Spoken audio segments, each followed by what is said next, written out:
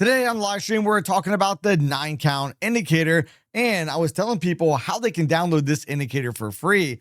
However, one of the traders said, Mike, now that I have it downloaded, how do I import this indicator into the NinjaTrader platform? Now, the first step we have to do is we got to go ahead and find where our indicator is going to be able to be downloaded from. Now, a lot of the indicators I use are from affordable indicators, including the trade copier that I currently use. So for instance, all we have to do is go over to whatever site you're getting the indicator from, click on the download button.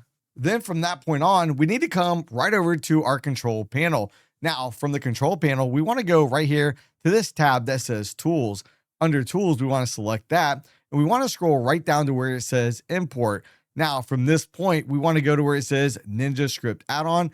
And once we click this, it's going to populate another window. Now, I'll pull up a window for your downloads file. Now, this is the one I just downloaded, but it's an older version. I'm actually using the beta version. I'll just go ahead and reinstall that. From here, I'm going to double click on that.